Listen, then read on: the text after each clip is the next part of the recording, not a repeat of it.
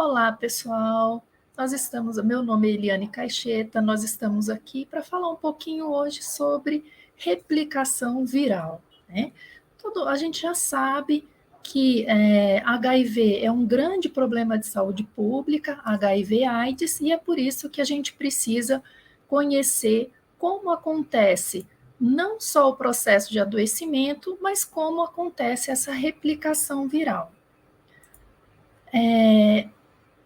HIV e AIDS é extremamente importante a gente conseguir definir que HIV e AIDS são diferentes, né? HIV é uma sigla do vírus da imunodeficiência humana, causadora aí, né, que vai causar a AIDS, né, que é a síndrome da imunodeficiência adquirida.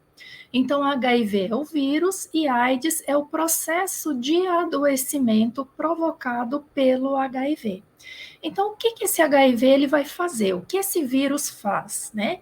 Ele vai atacar o sistema imune, né, o sistema imunológico, vai fazer com que esse sistema imune ele fique debilitado, o organismo ele vai ficar enfraquecido, e a partir do momento que esse organismo ele está enfraquecido, né, que o sistema imune não tem resposta satisfatória, né, ele está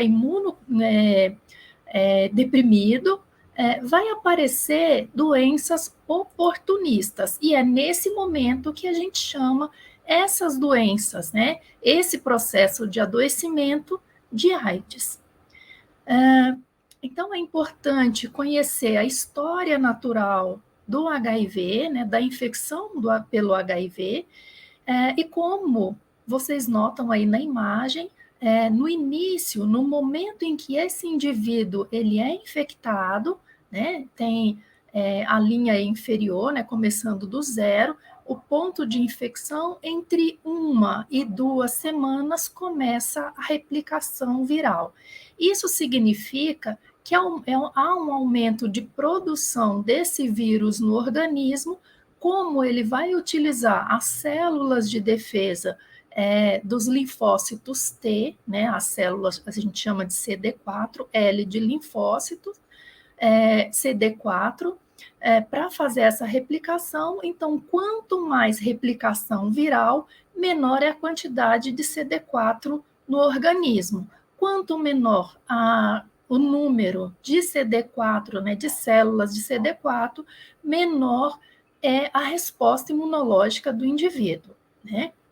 Então, esse processo AIDS, né, esse processo chamado AIDS, ele vai ocorrer depois desse período de latência, que é um período onde o indivíduo ele fica assintomático.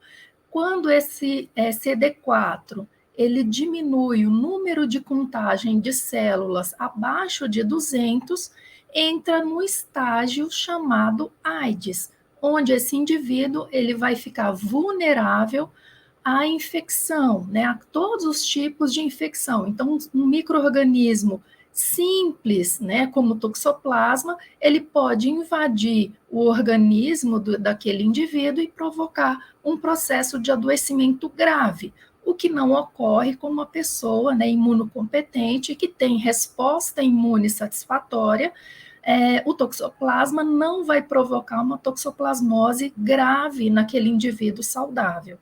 Então, essa é a diferença, né, entre o indivíduo que a gente chama entre uma pessoa vivendo com HIV e uma pessoa com um diagnóstico de AIDS, né? Então, é importante conhecer a história natural da doença para a gente conseguir identificar os momentos que devem ser realizados.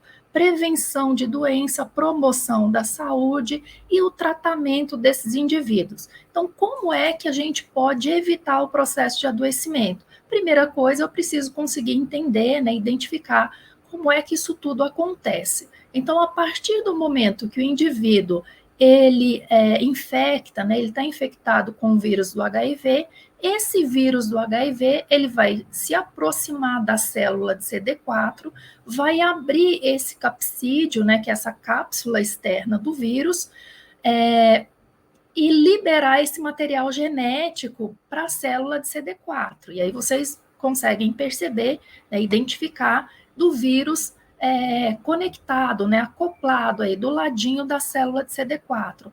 A partir do momento que esse vírus, né, deposita o RNA viral, são 2 fitas de RNA viral, entra em ação uma enzima chamada transcriptase reversa, que vai transcrever esse material genético de RNA para DNA viral. Essa fita dupla de DNA viral, ela vai ser acoplada, né? E aí entra em ação uma enzima que se chama integrase. Essa integrase vai fazer a integração, né? Vai fazer a conexão dessa fita de DNA viral na fita de DNA celular.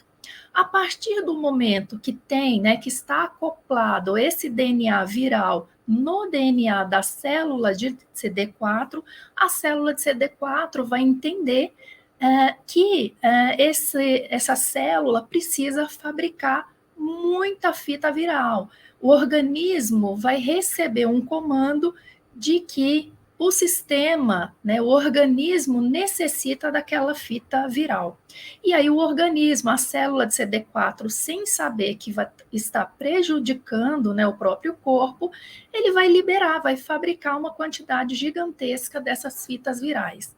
Então, essas fitas virais, ela é produzida contínua, então tem uma, a gente chama assim, né, brincando, que é uma tesourinha que se chama protease. Protease é uma enzima, e essa enzima, ela vai cortar a fita, né, viral para ela ficar na quantidade, né, no tamanho exato da fita de RNA viral. E aí a célula vai unir essas fitas, vai encapsular e jogar, né, para a corrente sanguínea. Então, a célula produz um novo vírus. Então, são milhões de vírus produzidos pela célula de CD4, né, que vão, a partir do momento que elas são liberadas das células de CD4, elas vão infectar outras células de CD4. Quando é que isso termina? Quando essa célula ela tiver gigante, né, enorme, cheia de fita viral, porque o CD4 ele vai produzir um maior número de fita viral do que a capacidade que esse CD4 tem de encapsular esses vírus, né, essas fitas virais. Então, vai chegar um momento que essa célula vai ter uma quantidade muito grande de fitas virais, e aí vai sofrer uma lise, né? Ela vai romper essa barreira, nessa película, membrana que envolve aí a célula de CD4, e aí ele vai ser destruído. Então, esse processo termina, né, com a morte do CD4. Por isso que lá naquele slide, né, que a gente trabalhou aqui falando sobre onde esse indivíduo ele é considerado como um paciente com AIDS, né, e aí a literatura diz que 350 a gente considera para facilitar o tratamento, para o tratamento ser mais tranquilo aí para esse paciente, não ser tão grave e não correr mais risco de óbito nesse paciente, né? Então, esse momento aí que a célula sofre lise, o organismo perde números de CD4, por isso que a gente fala que a carga viral é inversamente proporcional ao número de CD4, de células de CD4 no organismo, né? Que à medida que o vírus multiplica, o número de células de defesa do organismo diminui, e isso fragiliza o organismo, né? Então a gente termina por aqui. Aguardo vocês para na próxima aula. Obrigada.